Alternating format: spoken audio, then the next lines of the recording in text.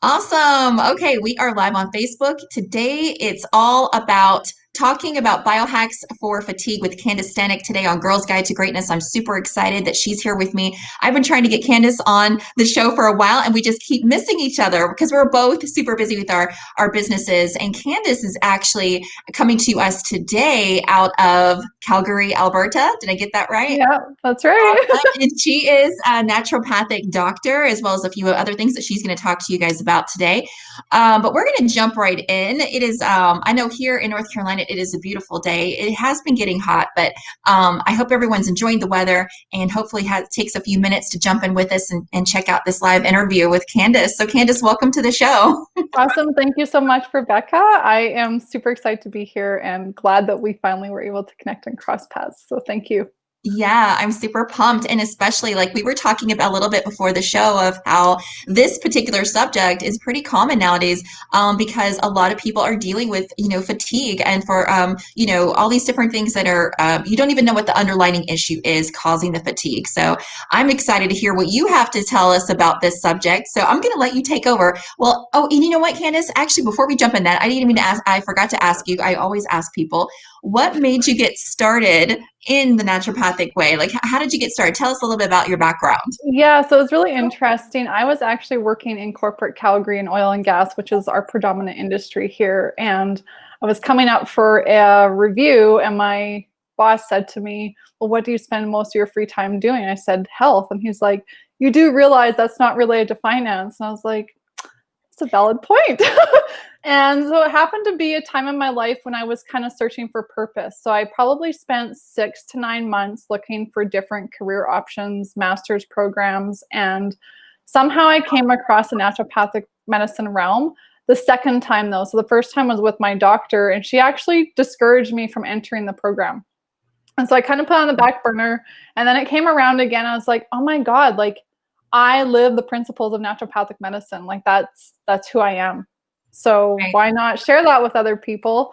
Plus, I have a fascination for the body and all the workings of the systems, how they work together, in addition to the impact of those systems on the mind and spirit. So I I love thought it. it was a great combination.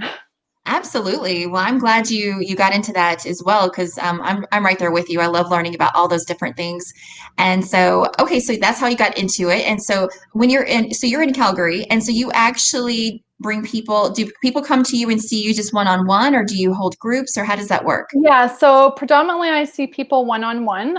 However, I do have some Facebook group posts I've been doing live. So anyone's welcome to join those. They're typically general information, but helpful information with stuff that's not always public or addressing topics that aren't um, widely in the mainstream, if you will. Yes, So one of them I makes will sense. get into today. Okay, very cool. Well, I'm going to let you take it over now. So let us know, tell us about a few of the biohacks that you've discovered that might be able to help us, the people who are watching and listening, feel better, have higher energy, and help us work through fatigue. Awesome. So one of the first ones I find is super important is dialing into your diet. And I really don't like to call it diet. I'd like to call it your own personal eating regime because honestly, everyone has a different set of foods that they can eat. Stuff that makes them feel well and stuff that doesn't. Some people can handle Yeah. sugar and some can't. So I like to do a personalized diet review with my patients. The reason why this is important is because it's really more on the subtle energy fields that it has impact. So, meaning it's very difficult for someone to say, well, my food has caused me inflammation. Why? Because they actually can't see it. So, the inflammation could be leaky gut, the inflammation could be excess weight gain, the inflammation could be brain fog, the inflammation could be fatigue. So, it's not always a direct connection Okay. in terms of when we're looking at food. The other thing that I like to reiterate with people is a food sensitivity can show up within minutes or it can show up to 7 days later. And so it gets really difficult to identify the food that you ate last Tuesday, for example, that's causing Wow. you problems today. Is there a test for that Because I know I took a test called Biome. I went through a company called Biome to actually see what foods would actually be better for my gut versus the ones that Yeah. were not. Is that Yeah. something people should do? Yeah, so there's a couple ways to approach it. A lot of naturopathic doctors, functional medicine doctors will guide people towards IgA and IgG testing. That's food sensitivity testing. There's various labs that do that. There's a little bit of controversy as to the accuracy of those tests, because those tests are only accurate to the level that the lab does their regular calibrations on the instruments. Oh, So, yes, those tests can show a lot of things. But then the other side of it is that the food has to be in the system. So if someone knows they have a sensitivity to wheat, but then they have to eat the right. wheat to get the test, they already know they're going to feel terrible. So a naturopathic approach is to do food elimination. So if you already know, for example, that you have a problem with, very common for some people is wheat, another Hmm. common food is dairy, another common one is corn, then the typical recommendation is to eliminate the foods out of your diet for 6 weeks and then reintroduce them one by one. So wheat for 1 week, dairy for dairy is Right. actually 5 weeks, etc. And then you can actually see the symptoms right away, because the body hasn't had it. You introduce the food, the symptoms start to show up and they're more apparent, because when we're having multiple foods during the day, it's very difficult for us to see which food in particular is causing the problem. Even though that sounds great, it just seems so like so much time. You got to wait 6 weeks for every one to be Oh, reintroduced. not everyone. You just do Oh, all of okay. the foods at once, and then you Oh, reintroduce the foods one by one. So it is a bit of a process. oh, I see. I have a tendency to extend the duration, because there's a period of time that the body is in inflammation. So if it's still inflamed, Right. um, you know, my personal intuitive feeling is that there's no point to reintroduce the food if you still have an inflamed body, because Okay. the symptoms of the food sensitivity aren't going to be as identifiable. So you're saying that actually before we start messing around with the food, we need to get the inflammation out of our bodies. Inflammation is one of my favorite subjects because last year I found myself inflamed for the first time. I didn't even know what inflammation was. So I did all this research and I did find out how to, relieve all the toxins out of my body, how to flush all that out. Mhm. And I felt amazing. So Yeah. I'm a huge advocate of being able to reduce that, inflammation in the body. So can you give us a few tips on how people can do that first before they go into the testing out the food sensitivities? Yeah. So some of the Yeah. major foods that cause inflammation for a lot of people is white sugar. So that would be a good thing to eliminate. Um, Other things that are general anti-inflammatories would be your fishes or omega-3s would be fantastic. And then, getting enough sleep, detoxifying your heavy metals, that type of thing, Yeah. getting rid of infections. But these are all steps in the detoxification process that do take time, because we didn't get toxic overnight. So it takes a bit of time to detoxify. That's right. That's right. Yeah, people Yeah. I think tend to forget that, Yeah. they didn't just wake up and it was. I always hear this one saying where this one guy, I forget where it was, but I think it was Tony Robbins I was listening to, and he said, it wasn't that one hamburger that made you overweight. It was all the hamburgers you had along the way, right? Yeah. Or whatever the food was. But you're Yeah. exactly right. We have this tendency of thinking it's going to be an overnight fix, but we have to give Mhm. our bodies time, right, to heal, to Mhm. recover. I know that better than anyone. So this is And amazing. then Hmm. the other thing that just came to mind is we have to give our bodies time to let go of the craving of the bad food.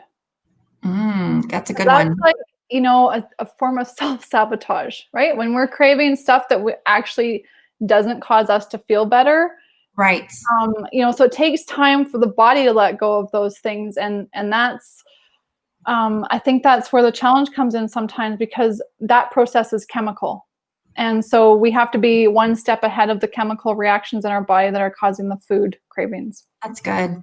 Yeah, that is really good.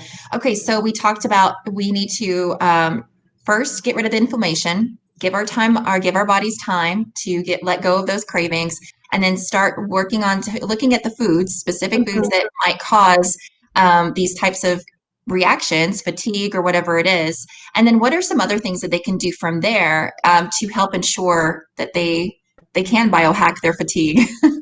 Yeah, so I wrote down a few other things just so I don't forget. Yeah, that's great. I love it. Come prepared. So I like to say debug the gut. Oh, So one of the things I find is very prevalent in my patient base is that there's a low grade underlying infection. So this could be, well, I'll back up a step. I have also found that in my patients, there are infections that tend to linger around. So like a previous food poisoning, but when I asked my patient when they had food poisoning, they might say 10 years ago. And I as a doctor wow. was surprised. I was like, what? This bug didn't go away. Like, why is it still in the system causing diarrhea, for example, or Mhm. constipation? So debug the gut to me means identifying, are there any underlying infections in the body? I say the gut because it sounded really cool, but in the body that are causing fatigue. And Okay. so this could be bacterial infections in the gut. This could be oral infections in dental procedures, so root canals, previous wisdom teeth where there's a cavitation in the bone and the body's trying to fight the infection.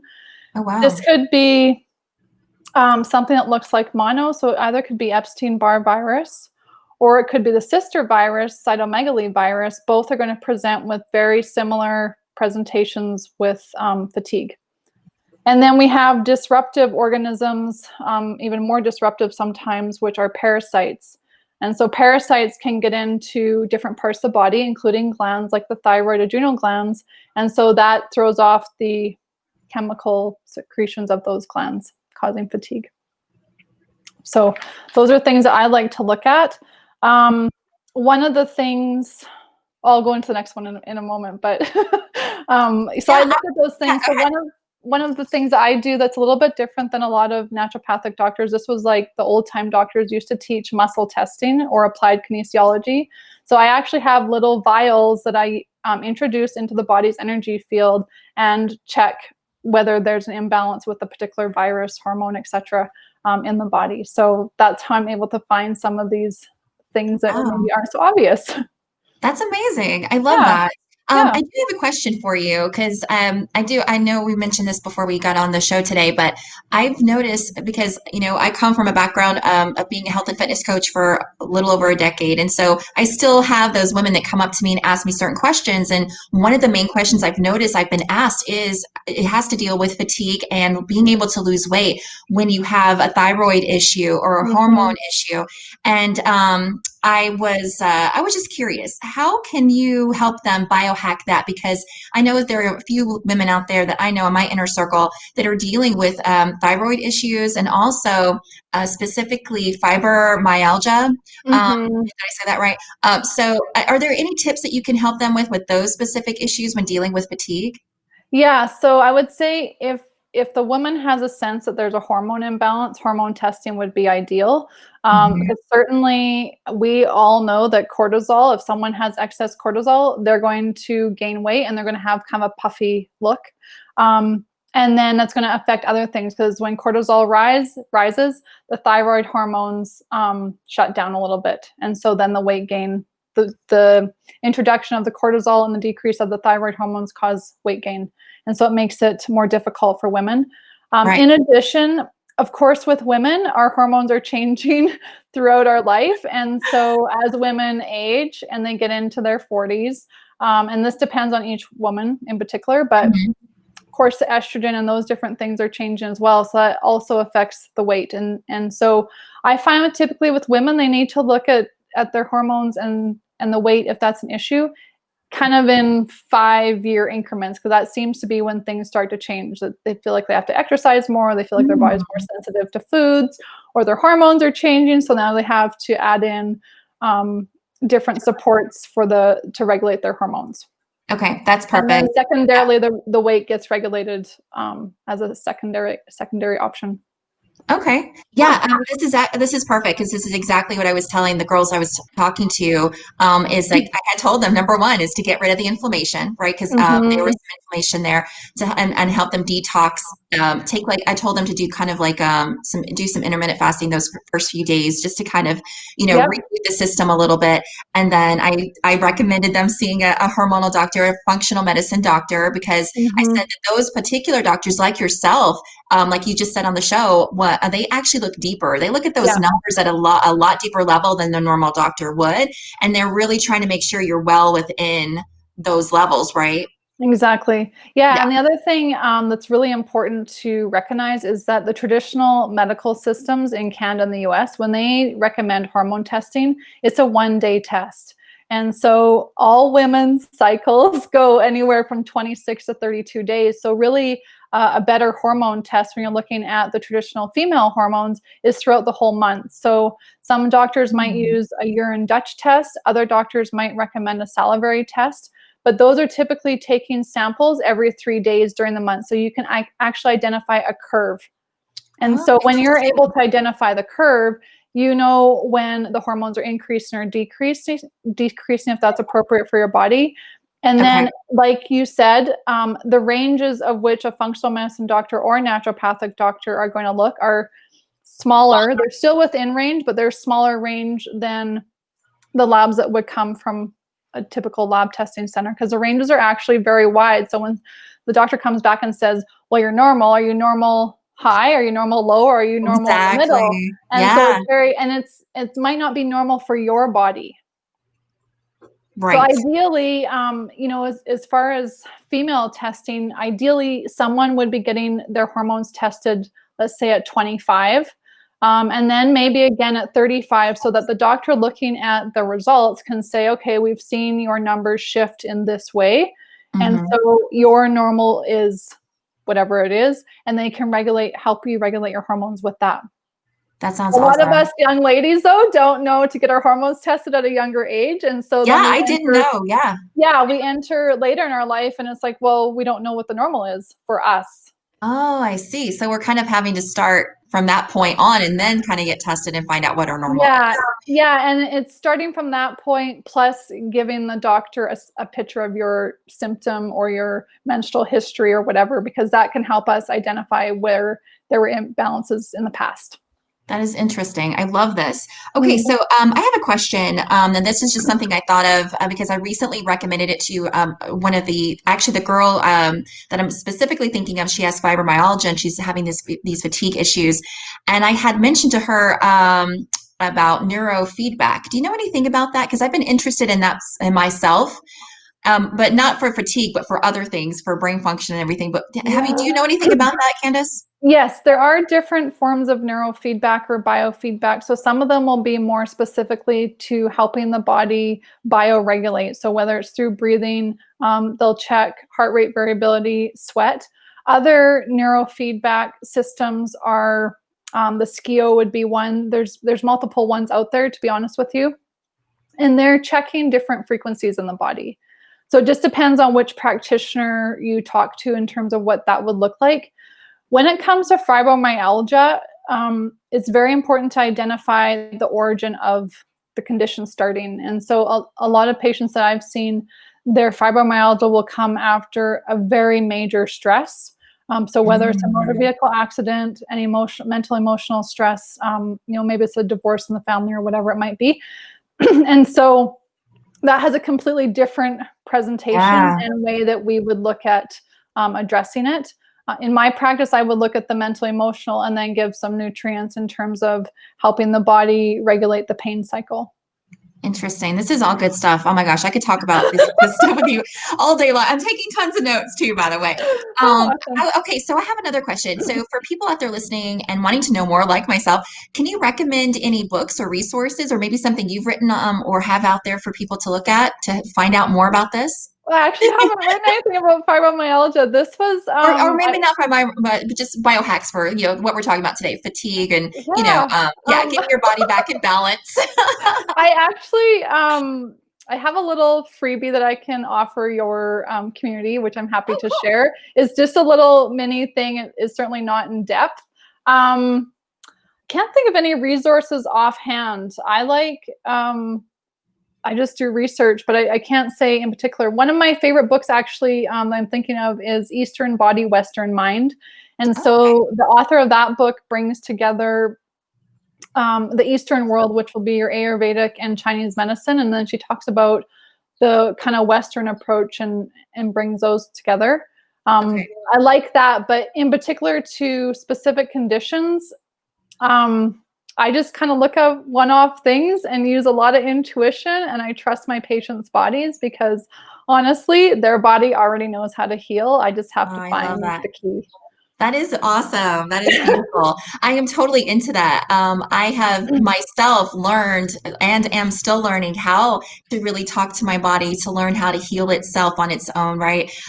Because I'm one of those people who are very active, high energy. I like to just jump into all kinds of different things, thinking that, my mind says I'm still 20, but my body says sometimes I'm not 20 anymore, right? And so I have to kind of like be careful about certain things and just treat my body in a different way than I used to and just be more mindful of that. But still, I want to, be able to move around the way I want to move around. So I Mm-hmm. pay attention to that. I try to meditate and to really hone in and really, I talk to my body, I thank Mm-hmm. it. I'm grateful for it. And like you said, a lot of times we have to be careful about that stress. That stress trigger right there can cause so much disease and all kinds of things. We already know that at such a high level. I think people die. I can't even, I don't know what the numbers are, but I know they're high that people die every year from stress related, Yes. issues and diseases. So if we can be more mindful of that, through Mm-hmm. meditation, through prayer, Mm-hmm. through even reading and resources or Mm-hmm. listening to a podcast to become more aware, we're going to open ourselves up to being able to say, okay, I think if I talk to my body differently and feed it differently and breathe Mm-hmm. differently, it's going to respond differently. And we're going to be able to, oh my gosh, maximize and optimize all those great Mm-hmm. words and really enjoy the life and the body that we were given. Because I feel completely understand how some people feel because I've been there where their body just doesn't operate the way they're used to, and it makes them Mm-hmm. feel sad and depressed and they give up. They want to give up. They're like, well, my body's not working. What else am I going to do? They kind of like they're at their wits' end, right? And Mm-hmm. so people like you are giving them this opportunity to say, hey, you still have hope. Let's look at this a little bit deeper. Let's see what's going on and go to the root cause. And that's not just put a Exactly. band-aid over it. Let's see what's happening and actually teach you, Yeah. like actually teach them how to get better and become better. So I Mm-hmm. absolutely love this. Mm-hmm. Love it. Oh my gosh, this has been so much fun, Candice. Okay, so people who want to reach out to you, they can find you on Facebook. They can find Yeah. you. They can find me on Facebook. That's the best way at this time. LinkedIn, I also have a profile on there, but more contact on Facebook for sure. It's Dr. Candice, ND, and that will be my business page that you can reach out to. This is so exciting. Great. And then everyone who's listening and watching, I will definitely have all of her information, Candice's information in the show notes. So you can reach out to her. Be sure you do that. She's full of information. She's here to help you. There is hope. So if you guys are stuck, if you don't know what's going on, if you feel like you've been going, in circles with feeling good one day and not feeling good the next, something is going on. Your body's trying to tell you something. Yeah. Yes. Yes, So it is. signs. Listen, and Candice is here to help you. And Candice, I just want to say thank you so much. I'm so glad we got to connect. I hope we can have you again on the show later on and just maybe talk about some other really cool subjects because it sounds like you know a lot of different stuff. So which is Yeah. amazing. Cool. Thank you so much. I look forward to it again for sure. Thank you. Yeah, absolutely. And thank you, Facebook, for hanging out with us today. We're going to have this up on the podcast later as well as YouTube. So be sure to check it out and share it with your friends. I'll see you on the next episode. Bye, guys.